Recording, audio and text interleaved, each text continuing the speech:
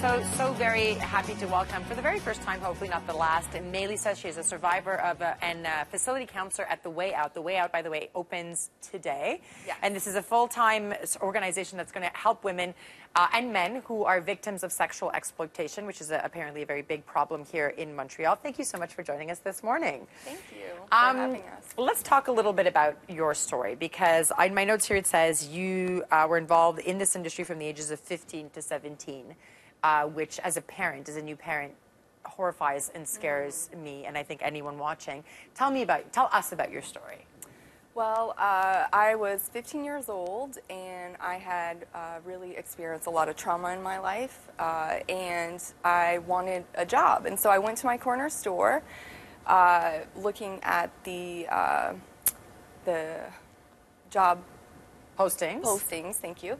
And I saw an ad that said fun, energetic women, no experience required. Yeah. And it was an escort agency, and I didn't even know what the word escort was. It didn't click, right? It didn't click, no. Nothing, the connections weren't made. Yes. Yeah. And so I went home with I actually had a friend, and we were both looking for jobs, and we called and we found out what it was about. And within 2 hours of that phone call, someone picked us up at the corner of our neighborhood, and we were in a lineup to receive our first clients. And Say that to me again. Within 2 hours, yes, you were in a lineup and you received your first clients. Yep.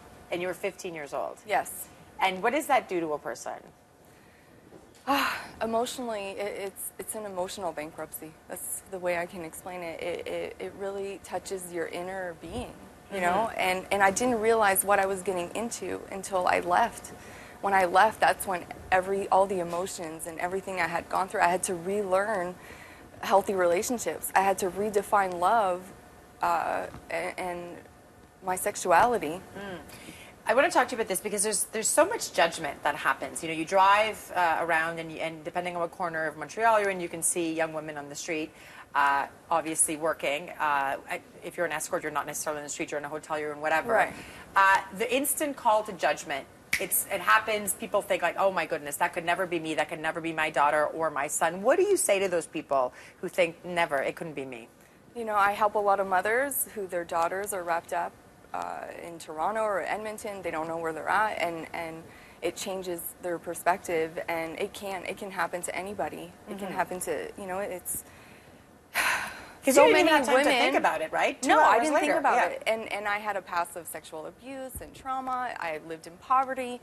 But today with social media, it makes it so much easier to to see the vulnerability. To have access to, yeah. Yeah, and these men that are, you know, exploiting these young women, they can read them just through the screen and just give them a little bit of love, you know, a little bit of care. It starts off with a little bit of love, and then it takes, or what is perceived to be love. Let's talk about The Way Out, because this is such a fantastic thing that you've put together, this fantastic organization. What is it, and who has access to it?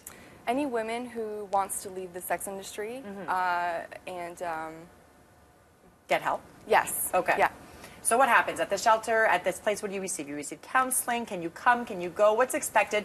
Because a lot of people say, I want to leave, but then it's so easy to be pulled back in. Is there judgment involved? What happens once you get there? Absolutely not. It's a place where they can find rest, security. They can redefine themselves, not through their sexuality. We help them build their self-confidence to go back into society and not see the sex industry as an option. So you say, we have to go back to your story now. You say you got out at 17, you're married, you have 3 kids now. Yeah.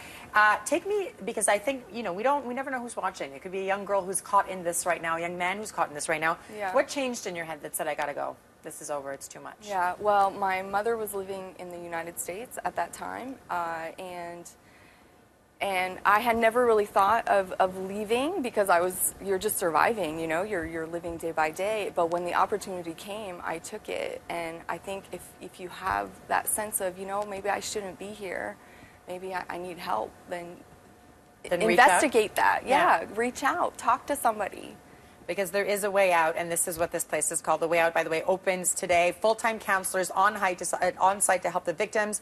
The shelter accommodates up to 5 women. The hope is, by the way, to triple this number. I've just said to you, and I'm saying this publicly, Yes. if you need help to fundraise, I think this is such an important cause. We will do whatever we can. I will do whatever I can. So great. Thank you so much, Melissa, for joining us again. If you are watching us and you need help and you're in this moment, you have this feeling right here, right, that you were talking about, reach out. The Way Out. Congratulations and continued success. And please come back anytime. All right, stay tuned. Coming up, we've got our BT panel, Anglo rights and issues in the upcoming provincial election.